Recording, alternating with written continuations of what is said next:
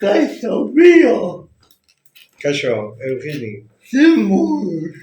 Bueno, ondo, lehen gustora. Bai. Klase hau bukatu dugu, eta guain engaintzatu diot elkarrizketa bat egiteko. Bai, horrela da, oraintxe bertan bukatu dugu, gaurko klasea. Bio, pasai doni banekoa zera, obrez banago, eta ze ikasi zenun. Bueno, bai, ni pasai doni banekoa naiz, eta nik ikasi nuen, fakultate honetan, beste leku batean zegoen, baina, fakultate bera da, eta ikasi nuen filosofia. Gero, doktorego tesia egin nuen antropologian, eta orain hemen dago.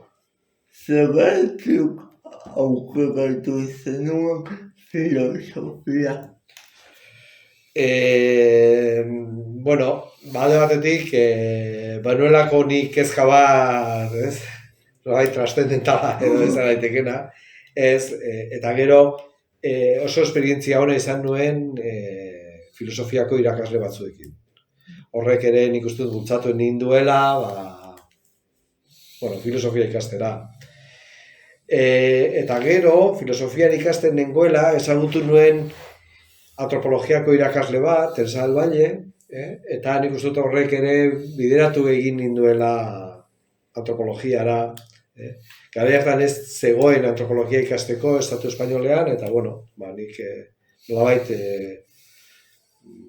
jarraitu nuen eta antropologiaren gustoarekin.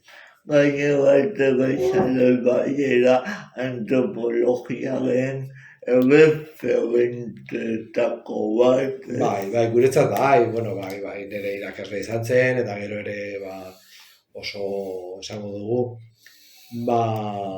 guretzat referenti handia eta asko nik uste dut ikasi dugula. Bera kontatzen duena eta nik uste dut bere jokabideaz ere, nik uste dut ere bazuela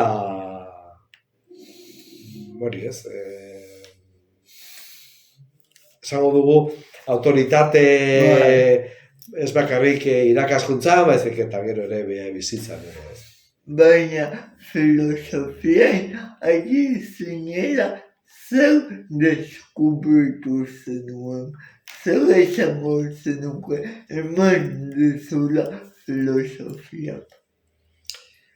Hor, zaila da jakitea konturatzea, ikasten ari zaren bitartean oso zaila da konturatzea zer ematen dizu, baina nik uste dut, esango dut orokorrean, unibertsitateak eman didala niri, pentsatzeko, hausnarketa egiteko bide batzuk, eta horrekin gelditzen ez, nolabait, gauzak aztertzera, pentsatzera, ez hartzea datorren bezala, baizik eta bere aldez, buelta eman, eta alde guztiak begiratzea. Zergatik erabaki zenuen gero antropologian espezializatzea? Esan ez dut hor eragina handia izan zuen eregan Teresa del Vallek, eta gero ere, nik uste dut doktorego ikastaro esango dugu gustokoa nuen ikasgaiak, aztertzen zela alde batetik euskal kultura eta beste kultura gehiago, eta nolabait gero ahalbidetzen zuela nire ustez, eta horrek nolabait filosofiatik antropologiara eraman ninduela izan zen, aplikapen praktikoa izan nezakela. Doktoratutza egiteko garaiak zetan oinarritu zinen, zer gai aukeratu zenuen? Doktoregoa egiteko nik aztertu nahi nuen Pasaiako arrantzaleak. Pasaiako arrantzaleen bai lanean barneko bizitza eta kanpoan nolabait kanpoko bizitza, ez? Nik jarri nuen izenburua zen Pasaiako arrantzaleen gizarte eta lan harremanen azterketa. Orduan, nik ikusten nuen, eta horri buruz badago ikerketa asko, badaude, baina hor komunitate bat osatzen zutela, eta bazitula komunitate horrek berezitasun batzuk. Bai lanean erabat sartuta, baina berezitasun horiek ere baldintzatzen zutela haien arteko harremanak. Haien arteko harremanak, bai familia harremanak, bai lagunen arteko harremanak. Alde batetik, familia harremanak ikusten da, persona bat itsasoan baldin badago, zenbait denbora, gero etxera etortzen denean ere, baditu beste berezitasun batzuk, ez? Lagunen artean ere, bere lanak ere baldintzatzen duelako bere gizarte harremanak, eta hori aztertu nahi nuen. Eta inguruan jaio eta dune baden gertutik bizi izandako gaia izango zela suposatzen dutez. Hor, nik beti kuriosidade bat izan du arrantza mundu horrekin. Nik ere aitortu behar dut niretzat, ni ez nintzake inoiz sartuko arrantza ontzi batean. Gogoa. Ez, baina nik nire, esango dugu, nire amets gaiztoetan, beti agertzen dela, nik sartzen nautela ontzi batean, eta ateratzen dela, ez? Nolabait, portutik, Pasaiako irteratik, bokaletik ateratzen dela, ez? Eta niretzat hori amets gaizto bada, eta nik urduri edo nagoenean, nire amets gaiztoa hori da. Baina aldi berean ere badu xarma bat, ez? Mundu hori, ez? Nik txikitatik ezagutu dut, jaio naiz hori Pasai Donibanen, Pasaia oso herri arrantzalea izan da, nire aita arrantzalea zen, nire anai arrantzalea zen, nire lagun askok ere arrantzan aritzen ziren, eta, niretzat zen hori mundu alde batetik erakargarria, baina era berean ere gogoigarria. Ze ondorioak pila bat atakako zeniduk, baina bat aukeratuko bazenu, ze ondorioak atakatzen duzu ikerketa horretatik. Ez dakit ondorioa den, baina nik bai balio izan didala nolabait beste begi batzuekin begiratzeko. Nia arraina erostera juten etzenean gogoratzen dut atzean dagoen bizitza hori, ez? Baina baita ere, nik ikasi nuen, ikasi nuen, eta behar bada ez da oso zientifikoa, baina iruditu zitzaidan, bai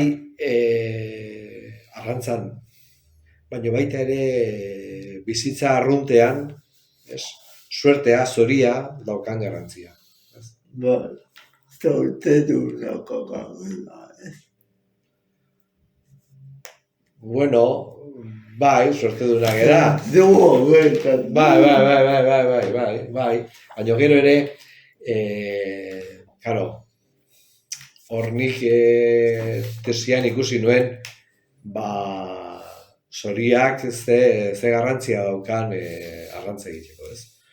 Badaude aldagai batzuk, zure esku, aldatzea badaukazuna, esan dezakegu, arrantzarekin lotutako teknikak, arrantzarekin lotutako teknologia ere, baina gero dago gauza bat, nolabait ez dagoela, ez?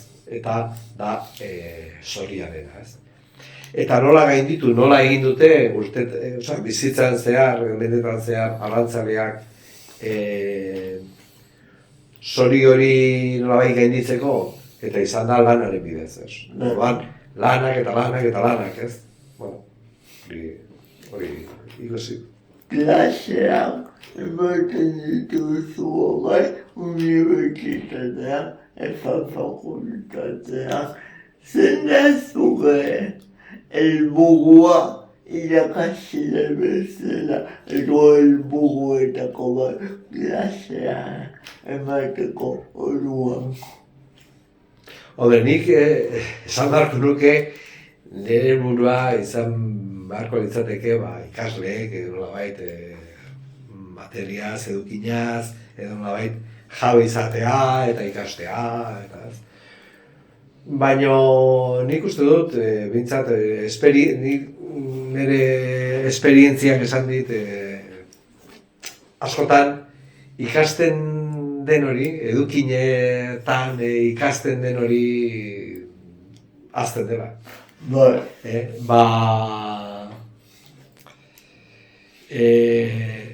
Orduan, nik uste dut nire helburua da esatea, erakustea, badaudela ikusteko eta bizitzeko moduak, ez? Antropologian nolabait gure ikasleek ikasi behar dute, ez gaurela gu bakarrik munduan, kultura asko daude, ohitura asko desberdin daudela, gure ez dela hoberena, gu oso harro egon gaitezke, gu euskaldunak gara eta oso harro gaude, baina badaude beste batzuk gu bezain onak, gu bezain txarrak edo gu bezain gaiztoak edo hobeak edo. Orduan, alde horretatik hori ez, beste mundu batzuk badaudela, eta gero ere hemen gaudela nolabait aurrera egiteko eta alba da inori ez, mina egiteko ez. Orduan, nire ikasleek hori ikasten badute, nik uste dute, nik pozik nago. Hontaz aparte, igual okernago betela zuzendu, baina bertso munduan duzu zerbait egin. Beste munduan? Bertso munduan. Bertso munduan, bai, bueno, a ber, ni sartu nintzen, egin nuen ikerketa bat, bertsolari famili batena, nik egin nuen biografia familiar bat ezan daiteke, Zapirain Errenteriko Zapirain familikoaz.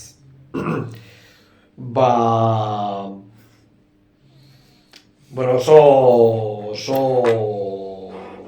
izango dugu familia berezia, bertsoen inguruan antolatzen zutenaren bizitza, eta hor nolabait haien bizitza bi zutabe izan zuen edo bi hito, bat izan zen bertsogintza, eta bestaldetik gerra zibilan jaso zuten tragedia. Eta orduan bi hito horiek saiatu nintzenik azaltzen biografia familiarra. Hau azten da, hor Errenteriko gizon bat, Jose Zapirain, familia eskondu zen, familia izan zuen, 9 seme alaba, eta 9 seme, eta 9garrenan jaiotzen denean, emaztea hiltzen zaio. Eta orduan, gizon horrek ateratzen ditu aurrera, 9 gizon horiek. Eta urte batzuk beranduago, gerra zibila pizten da, eta askotan ondo jakin gabe ze gertatzen den, atxilotu zituzten aita eta 9 seme, eta hor hasten da bide gurutze bat, non bi fusilatu egiten dituzte eta beste bi atxilotu bizitza osorako gartzelaldiarekin. Eta hor, aita Jose Zapirain enteratzen denean, bere bi seme fusilatu egin dituztela, negar egin beharrean kantatu egiten du. Bertso batzuk kantatzen ditu, ez. Ordan horrek, ez, galdera horrek esan dugu, nola, horlako egoera batean nola kantatu daiteken, ez. Eta hori da, nolabait nire galdera, eta ni saiatzen ez erantzuten galdera horri, ez. Eta zen, karo, bere adierazteko modua, ez, min adierazteko eta bar, hori bertsoen bidez egiten du, ez. Ze kurioso. Bai, oso, eta gero, karo, nik azken finean, bueno, asko ikertu nuen, familia horren inguruan, eta bar, eta oso, bueno, bazitu gauza batzu, Jose, bete, bueno, daukagun bezala, baina, netzat oso maitagarria izan zen hori, eta, bueno, bai. Eta zuri betxoiaritza gustatzen zaizu. Bueno, a ber, gustatzen zait, eta iruditzen zait, fenomeno oso berezkoa dugula, oso gurezkoa dela, beste munduan ere, beste munduko txoko batzutan ere egiten dute, bertsolaritza, baina hemen ere garrantzi handia du, ez. Eta nik egia esan alderdi linguistikotik ez dut ezagutzen, arrotza egiten zait, baina nik bertsolaritzak bertsozaletasuna daukan alderdi soziala, bai oso interesgarria iruditzen zait. Zer musika entzuten duzu? Bueno, esango nuke nahiko eklektikoan ez dela,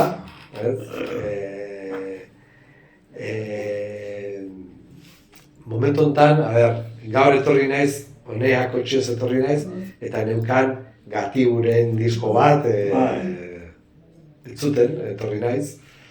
Gatibu gustatzen zait asko, oraingo musikarien artean.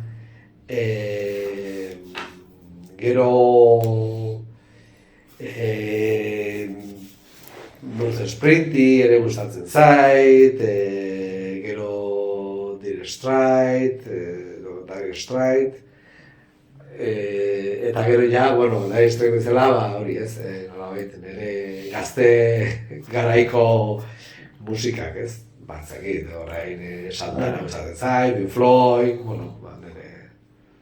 Pio, eta unibertsitatetik kanpo zer egiten duzu, alegia, zentzuria zure ezaletasunak. Edo izan gaitezke. Bueno, hor, gero hemendik kanpo, batzutan parte hartzen dut nire herrian dagoen elkarte batean, San Juan de Oroimena deitzen den elkarte batean. Ni Hondarribian bizi naiz, eta Hondarribiko beste talde batean ere ibiltzen naiz. Hor, sustraia taldean. Eta gero, azken 4 urteetan, niri gustatzen zait asko balatzan abitzen. Bai, eta badokan balatza txiki bat. Polita da. Eta hori ez. Ni balatza daukan hona da ikusten duzula zerbait produzitzen duzula, ez? Gure lanean zaila da hori ikustea, eta orduan, balatza ikusten duzu, jartzen duzu zerbait eta ateratzen da. Horrek ere poza ematen du. Bukatzen ere, baina ni ez nuke nahi jakin gabe mundu kultura eta enegonetan zuk ere zure kezkak edukiko dituzu, zentzuk izan ezazue loak entzen dizute mamu horiek. Bueno, a ber, kezka, nik uste dut guraso guztioi bezala, persona gara, egia da, baina guraso gara. Eta orduan nire kezka da, askotan, nire semea, baina baita ere, eta hori pixka bat zabalduz, nire semearen garaiko, ez, zuek ere, ez, semea ere zuen adinekoa da, zuen etorkizuna, ez? Orduan horrek bai, ez, kezkatzen hauela, ez? Nola egin mundu ezagit hobea edo mundu bat gutxienez, ez? Bizigarria edo bizitzeko atsegina izango den mundu bat uztea. Gero ere, bueno, beste kezka, bueno, nahi oso politika zalea nahi, ni batzutan jarraitzen dut, osatzen zait, bizitza politiko hori, ez dute, gaur egun ez dute alderdietan edo horrela parte hartzen, baina bai jarraitzen dut, ez? Gero, esango dugu, ez dakit, orain dela 10 urtetik ona, gero eta futbolzaleagoa egin naiz. Egon nintzen denbora bat deskonektatua, baina berriro hartut eta jarraitzen dut eta gaina interesa daukat. Ze gauzetan, batez ere hori, ez, semearen bezala, familia, ez, nola egin, ez. Eta gero ere, zure aurrean egon da, hori, ez, ikasleak ere, ez.